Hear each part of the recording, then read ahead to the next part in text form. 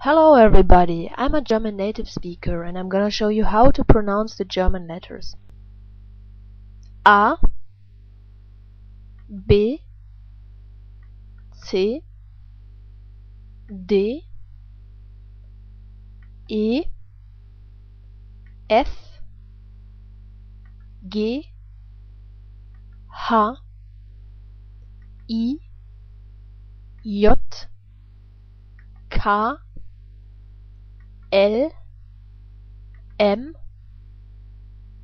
N, O, P, Q, R, S, T, U, V, W, X, Y, Z, Ä, Ö, Ü. The last three ones are also called German Umlaute. And finally, the letter SZ, also called scharfes S.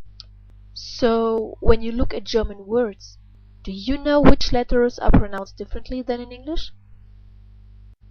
First of all, there's the letter A, which can be pronounced in many different ways in English, like for instance A, but in German we only have one way to pronounce it, either in the short version like in up, or in the long version like in far. Then there's the letter E. Same is true for the letter E. You guys have many different ways to pronounce it, for example like E, but we only pronounce it in one way, either in the short version like in 10, or in the long version where there is no equivalent for it, which is why I made this line there. The long version would sound like E. Then there's the letter G. G can be pronounced in many different ways in English. In German we only pronounce it like in go. The letter E, we only pronounce it like in it or in easy as the stretched version.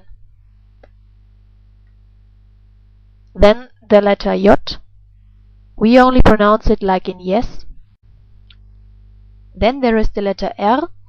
Whenever you see a German word with that letter in it, you can be sure that this letter is always pronounced differently than in English, because we use a sound for this letter that you guys don't have in the English language. But that's no problem, because I created an extra video to help you practice its pronunciation, so feel free to check that out. Then there's the letter S.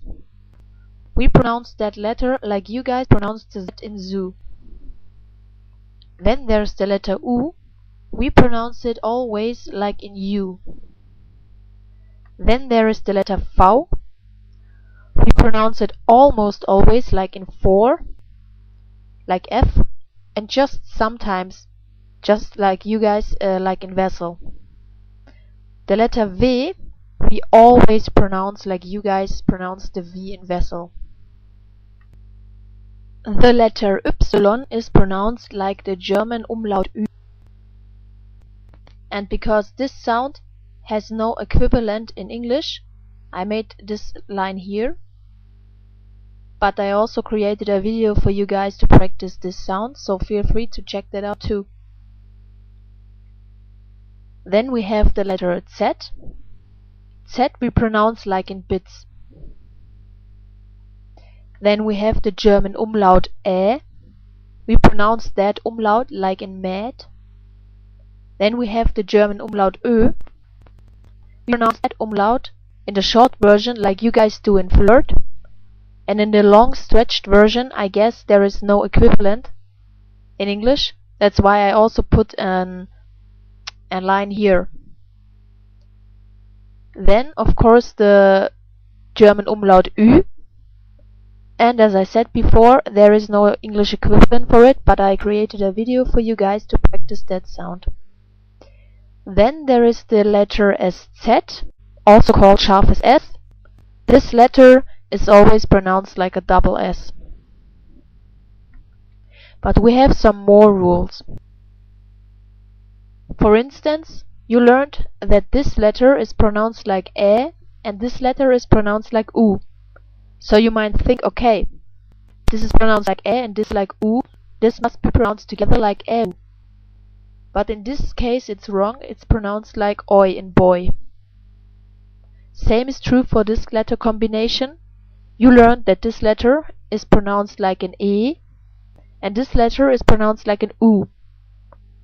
But it's not pronounced together like EU, but together we also pronounce it like Oi in boy.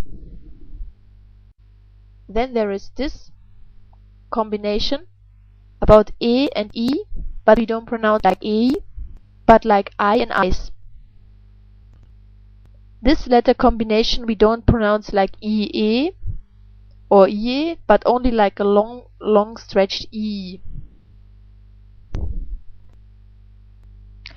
So the letter combination CH we pronounce at the beginning of the word, which is why I wrote BW.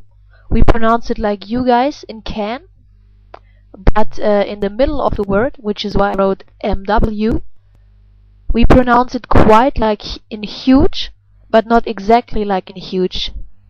Because the matter of fact is we also have a special sound for this, which you guys don't have in your language, and which is why I also created a video for you to help you practice this German sound as well.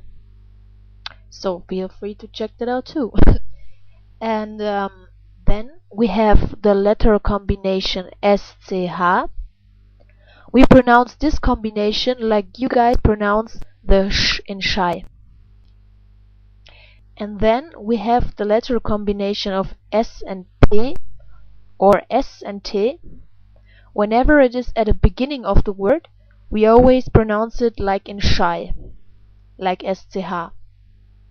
And when an SP or ST is in the middle of the word, which is why I wrote MW, we also don't pronounce it like in zoo, but we pronounce it like in kiss.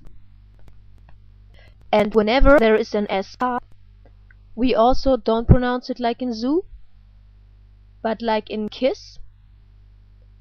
And for SK it doesn't matter if it's at the beginning of the word or in the middle of the word.